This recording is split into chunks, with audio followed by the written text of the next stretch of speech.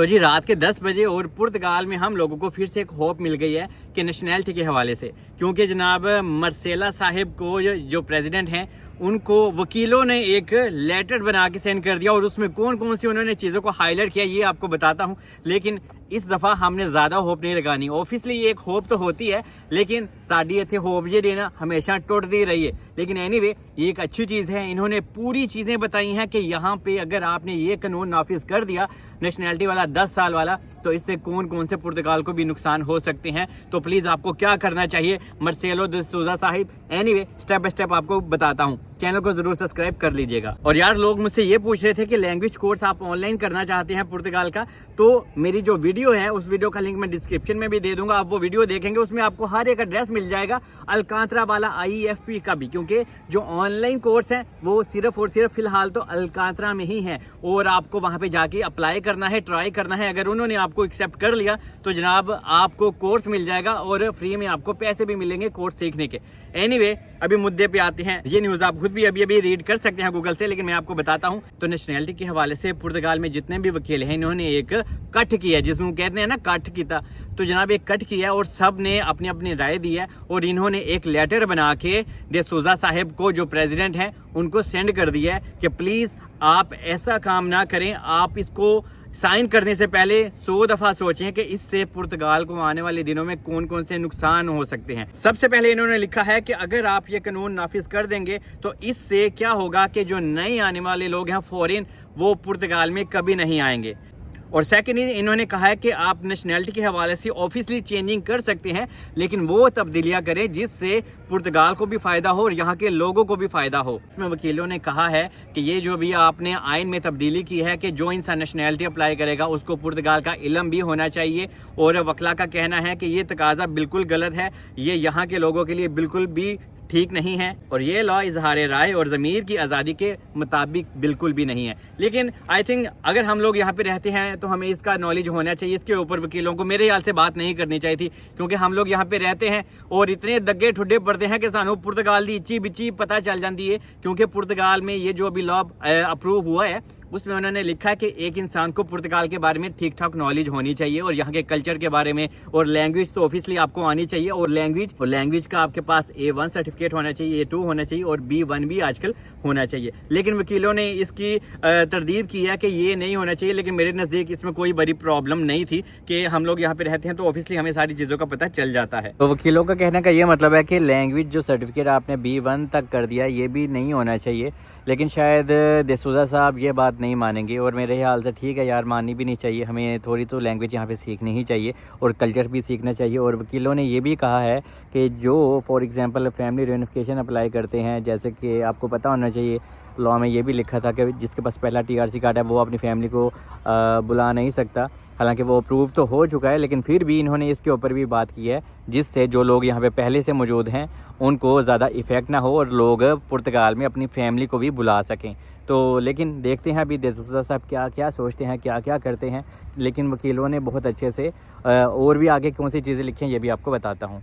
और second number पे वकीलों ने कहा है कि जो आप लोगों की नेशनैलिटी कैंसिल करेंगे, मतलब कि जो यहाँ पे आजकल होता है वो भी आपको नहीं करना चाहिए। मिसाल के तौर पे अगर किसी ने कोई फेक डॉक्यूमेंट्स यूज़ किया था, तो आपको पता है बहुत ज़्यादा लोग फेक डॉक्यूमेंट्स यूज़ कर लेते हैं, लैंग्वेज सर्टिफिकेट बना लेते हैं, तो इनकी नेशनैलिटी को रद्द नहीं करना चाहिए। ये वकीलों ने कहा है, मतलब कि इनको एक मौका देना चाहिए कि हाँ भाई आपने ये गलती क्यों की। लेकिन मेरे ख्याल से इसमें भी मैं वकीलों के हक में नहीं हूँ, क्योंकि यार हम लोग यहाँ पे रहते हैं तो लैंग्वेज तो हमें सीखनी ही चाहिए और लीगल वे से सीखनी चाहिए। और अगर किसी इंसान ने कोई गलत काम करके डॉक्यूमेंट्स ले लिए हैं और बाद में उसने नेशनैलिटी अप्लाई की, तो उसकी नेशनैलिटी को कैंसिल किया जा सकता है। लेकिन वकील लोग कहते हैं कि इसमें भी थोड़ी सी नरमी बरतनी चाहिए पुर्तगाल को लोगों के साथ। और इस लेटर में वकीलों ने यह भी लिखा है कि जो आपने अपना बायोमेट्रिक सिस्टम बनाया है इसमें कुछ ऐसे लोग भी होते हैं जो मजदूर लोग होते हैं। ये बिल्कुल अच्छा है, ये बहुत नाइस है। इसके ऊपर इन्होंने आवाज़ उठाई है कि जो मजदूर लोग हैं वो आ ही नहीं सकते, वो घरों से नहीं निकल सकते,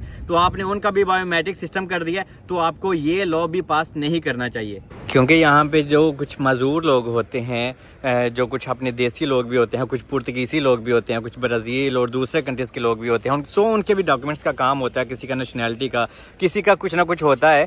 तो इन्होंने ये कहा कि आपका ये जो बायोमेट्रिक सिस्टम है ना, ये ऑनलाइन हो जाना चाहिए, ताकि जो लोग बेचारे ऐसे हैं उन लोगों को परेशानी ना हो जो ऑफिस के आके धक्के वगैरह नहीं खा सकते। और आई थिंक ये एक अच्छी चीज़ है। और ऐसे लोगों को ऑनलाइन ही प्रोसेस करके उनका टीआरसी कार्ड या उनकी नेशनैलिटी वगैरह या उनका प्रोसेस जो भी होगा उनको प्रोवाइड कर देना चाहिए जो मजदूर लोग हैं। और इस लेटर में ये भी लिखा गया कि ये जो आपका नेशनैलिटी का लॉ है, ये आप 10 साल पे करना चाहते हैं या 7 साल पे करना चाहते हैं, इसके असरअंदाज पुर्तगाल के ऊपर पड़ेंगे। तो हम नहीं चाहते कि आप इस लॉ को इतनी दूर तक ले जाएं कि लोग यहाँ पे आना ही बंद कर दें, क्योंकि यहाँ पे अगर लोग नहीं आएंगे तो लोग यहाँ पे आके कंट्रीब्यूशंस नहीं करेंगे, टैक्सेस पे नहीं करेंगे, तो इससे आने वाले दिनों में पुर्तगाल को बहुत नुकसान होगा। और यहाँ पे एक चीज आपको बताता चलूं कि वकीलों ने ये क्यों हाथ लिखा है कि यार यहाँ पे अगर लोग नहीं आएंगे तो हर एक चीज इफेक्ट होगी। और वकीलों के पास हम लोग जाते हैं, अपनी नेशनैलिटी अप्लाई करते हैं 5 साल बाद, तो उनको भी फायदा होता है। और यहाँ पे वकीलों के नखरे भी बहुत ज्यादा होते हैं। और अगर आप खुद सोचिए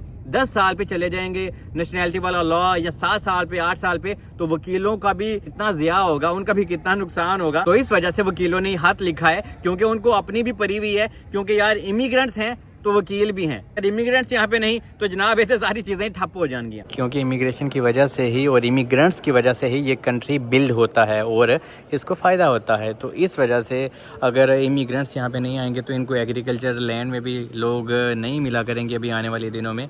और जैसे हालात नज़र आ रहे हैं ऐसा आप खुद भी देखेंगे।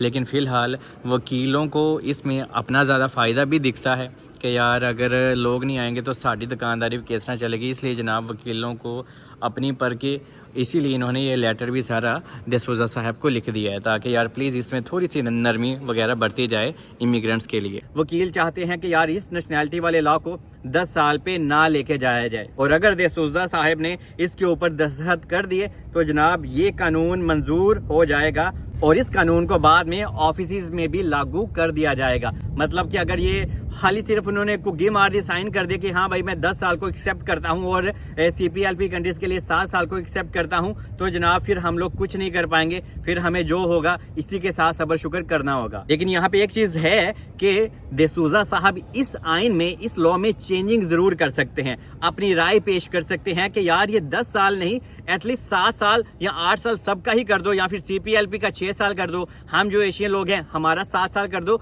तो ऐसा वो कर सकते हैं। लेकिन अगर वो ऐसा करेंगे तो शेगा पार्टी जो अंदर वंतूरा की है वो फिर से आवाज उठाएंगे। लेकिन मेरे ख्याल से अगर डिसूजा साहब 7 साल भी कर लेंगे ना सबके लिए या 8 साल, तो भी हम लोग हैप्पी हैं। लेकिन 10 साल हम लोगों को मंजूर नहीं है।